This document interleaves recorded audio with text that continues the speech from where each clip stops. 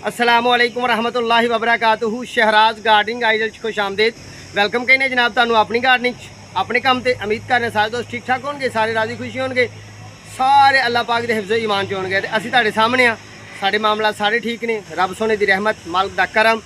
लो दोस्तों, अज तुहानू मैं अपने हाथ दा कीता होया काम फेक नहीं ओरिजिनल है। जो लोग एडा एडा लम्मा करके विखा देंदे ने ना, वो नहीं, साडे कोल ओरिजिनल है अल्हम्दुलिल्लाह। अल्लाह दे फजल नाल, मालिक दी रहमत नाल ते असीं अपने हाथ नाल तैयार कीता पौधा। उस पौधे दे पिछला वीडियो नहीं सी पाई, हुण उहदे ते भी इंशाल्लाह वीडियो पाने आ ते फिर वो भी विखाने आ तुहानू इंशाल्लाह। लो जी, मारो कैमरा मैन इधर नूं कैमरा, ए पौधे नूं कैमरा मारो जी, ए वाला ए विखाओ, थोड़े करीब हो के विखाओ जी। ए साडियां अंगूर दियां बेलां ने दोस्तों, ये असीं कलमां लाइयां सन आप।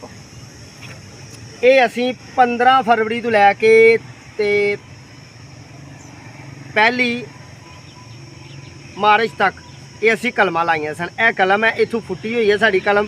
ये असीं शॉपर च पहला कलम लाई सी, तुसीं मुख्तलिफ वीडियो जो वेख्या होएगा। सड़क वाले पासे असीं ला के रखियां सन, असीं वो तैयार कीतियां ने अल्हम्दुलिल्लाह। यह साड़ियां तैयार ने, ठीक है। यह साड़ी ना मिर्च के पौधे नूं फल आया जिहड़ी सदाबहार है, इहदा फुल दा व्यू विखाया है, यह भी असीं विखाया है।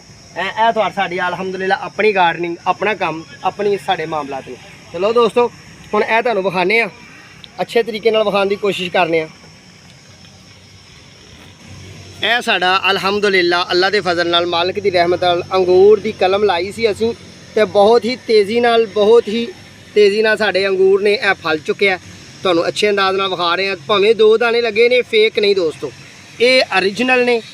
ते ये बेल दी उम्र दी वजह नाल, इनू अच्छी खुराक होने की वजह नाल अल्हम्दुलिल्लाह अल्लाह पाक ने इनू 4 महीने बाद फल दे दिता है। यानी कि ये असां एक टाहनी, एक शाख शॉपर च लाई ते उहदे विच 90 दिन रही ते हुण 1 महीना सानू गालबन या 15 दिन 20 दिन कह लो, इन्ने क दिन हो गए ने इन्हां नूं असीं इस बास्केट च पाया, ठीक है जी, इस बास्केट। बाकी कोई नहीं असीं कहिए कि जी इन्हां सारियां नूं फल आया, नहीं, इन्हां नूं किसी नूं फल कोई नहीं आया, किसी किस्म का कोई फल नहीं। ये ओरिजिनल बेलां ने ते अच्छी वैरायटी दीयां बेलां ने, बहुत ही अच्छी वैरायटी दीयां बेलां ने। तुसीं ये तैयार करनियां चाहो तो 20 तरीक नूं, 15 तरीक नूं फरवरी दी नूं तुसीं ये बेलां दीयां कलमां कट के लगाओ, धुप्प विच लाणियां ने। लाण तो बाद अच्छी खुराक देनी उन्हां नूं।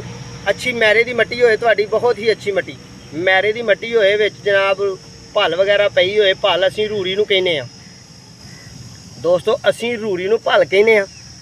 भल वगैरह पई होए अच्छे तरीके नाल, तो मिट्टी बनी होए, तुसीं उहदे विच जनाब पौधा अपना लाओ। पौधा ला के उन्होंने अच्छी जी खुराक दो।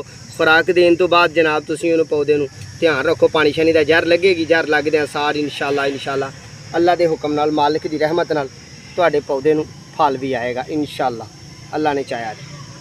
ये साडा अंगूर है ते ओरिजिनल आ। जिहड़े लोग गुच्छियां दे गुच्छे ला दिंदे ने ना फर तर के, ते वो फेक मामला तो अपने को नहीं है, ड्रामेबाजी तो अपने को नहीं हैगी, क्योंकि असीं नर्सरी वाले हैं। जिन्ना कि साडे कोल तजर्बा है, झूठ बोलन लगे तो शर्म ही बड़ी जी आउंदी जी, बहुत ज़्यादा शर्म आउंदी जी।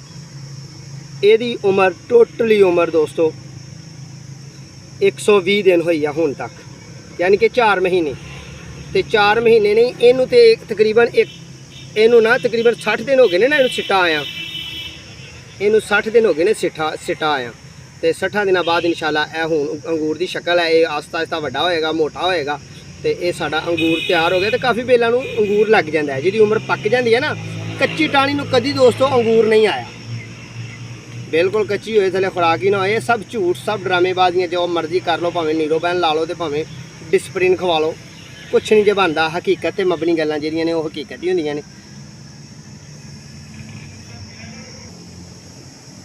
लो दोस्तों, असीं तुहानूं अज अंगूर की बेल के मतलब विखाया है। ये अपने कोल जिहड़ा अंगूर है ना, ये ब्लैक है। ये ब्लैक दीयां कलमां लाइयां सन, अपने हत्थ नाल लाइयां सन। तो एक होर भी तुहानूं तजर्बा की गल दसां कि रो के मर जाए, कोई पिट के मर जाए कि मैं मुੱਲ लिया के बेलां वेचण डिया।